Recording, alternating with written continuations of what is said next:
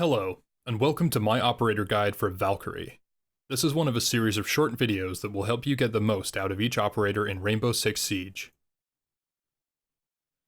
Valkyrie is a 2-armor, 2-speed defending operator from the US Navy SEALs. She was one of the earliest DLC operators to be added to the game, and was introduced in Operation Dustline along with Blackbeard and the Border map. Valkyrie was a game-changing addition to Siege, and her ability to place cameras almost anywhere on the map keeps attackers looking over their shoulder. Valkyrie's unique gadget is the Black Eye camera. She can deploy 3 of these tennis ball-sized devices almost anywhere on the map within throwing distance. Once thrown, the cameras will stick to almost any surface, and glow blue briefly before dimming to black. When not in use, the cameras will remain dark, but if an operator is viewing them, they will glow blue, making them easier to see. Black eyes can also be retrieved if they are within gadget pickup range, but if you throw them out of reach, they will remain in place until destroyed. Black eyes work like any fixed camera, and can scan and mark enemies as well. A black eye's angle of rotation is only limited by what it is attached to. For example, if a camera is placed in the middle of a clear floor or wall, the camera will have a full 360-degree movement on that surface, but if placed on a small object or in the corner of a room, the angle of rotation will be more limited. No matter where it is placed, a black eye will have an extremely wide field of view, so it is quite easy to position them so that they cover a large area. More on that later. Like any fixed map camera, a black eye can be destroyed with a single bullet or any explosive device, including Defender's impact grenades.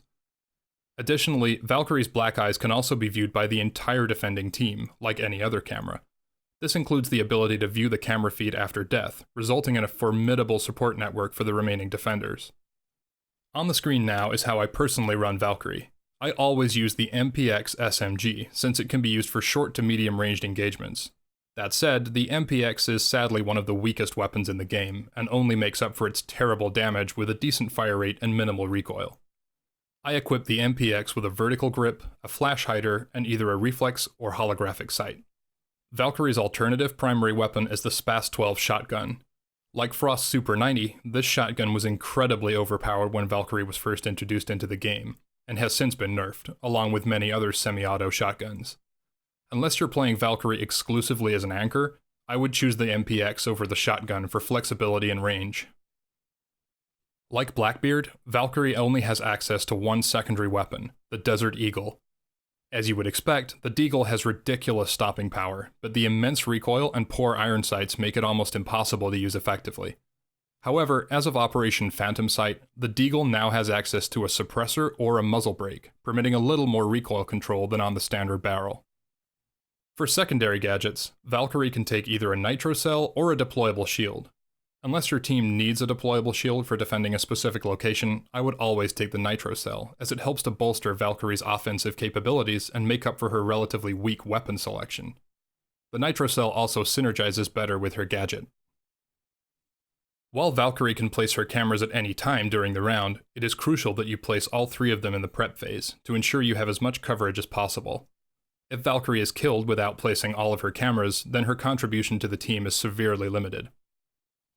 Something else that will severely reduce Valkyrie's effectiveness is having teammates constantly marking enemies on her cameras early in the round. This will give away the presence of a black eye and cause attackers to look for them before they can become most effective. If you're playing on a team with a Valkyrie, don't mark enemies unless you absolutely have to, or if you're in the closing seconds of a round. When placing cameras, it is important to ask yourself 3 questions. How easy is it to place the camera? How much can the camera see? And how easy is it for attackers to spot the camera? Firstly, make sure you can easily achieve the throw. If you miss or put a camera in a bad spot and it can't be retrieved, you've wasted time and potentially a camera. Find spots that you can reach accurately and consistently. Secondly, think about sight lines. You have complete freedom to place cameras anywhere you want, so use the environment to your advantage. If you're placing a camera in the objective room, think about the best place to get a good line of sight on as much of the room as possible. In some objectives, you can use your Desert Eagle's high-caliber rounds to create a small hole in a breachable wall to get a sight line on both objectives with one camera. Placing cameras in corners with a view of 2 corridors gives you a good sight line of 2 potential routes that attackers could take, but the camera risks being seen and destroyed. This brings me on to the third point. Try and place cameras in spots that are hard for attackers to see, so that even when you're viewing the camera, the blue glow isn't immediately obvious. Ideally, you'd want to place a camera in a position that is easy to reach, has great sight lines, and is impossible for attackers to see. As you can imagine, this is rather difficult to achieve, so make sure your map knowledge is sufficient to allow you to be smart with your camera placement. Remember, you don't have to place cameras on the ceiling. Try placing them under a couch or chair, or in a cabinet, or even outside the objective building. Finally, some general tips for camera placement. If you're playing on bomb, I find it most useful to have a camera in each objective site, and the remaining camera off-site in a high-traffic area. Of course, if you can have one camera watching both bomb sites, that can free you up to use the remaining 2 cameras elsewhere. For example, you could place one camera near the hatch above the objective to have a view of the attackers as they try and push from above. This can work well with your nitro cell, as you can blow up the floor underneath the attackers and score a kill when they least expect it. Let's look at a quick example. If you're defending the kitchen trophy bomb site on Chalet, you can make a hole in the breachable wall between the 2 sites and place a black eye in there. This is relatively easy to achieve, gives you a view of both bomb sites, and it is impossible for attackers to see or destroy the camera from outside the objective rooms.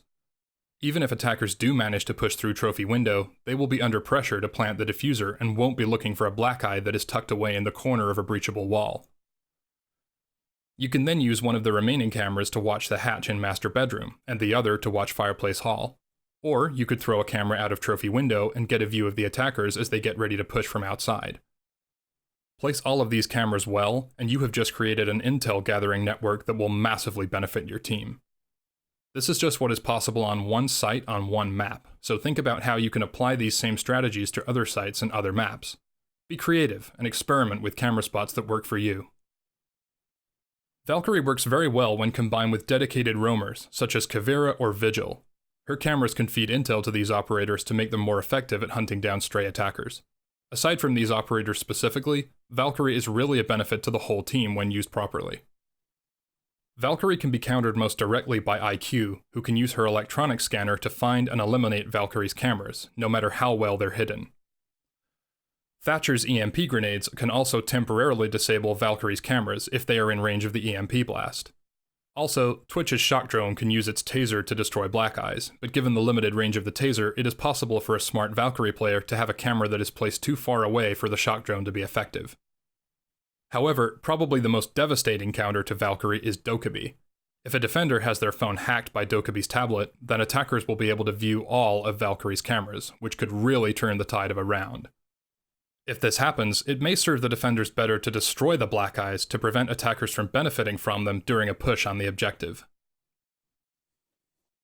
Valkyrie is an extremely powerful operator in the right hands, and her cameras can win matches if placed well and used correctly. No matter the map or objective, Valkyrie is always a strong choice for her gadget alone, as her weaponry leaves much to be desired. That concludes my operator guide, and I hope you've learned how to use Valkyrie more effectively. Comment below and let me know which operator you'd like me to cover in my next video. Make sure to leave a like and subscribe to my channel if you'd like to see more. Thank you very much for watching, and have a great day.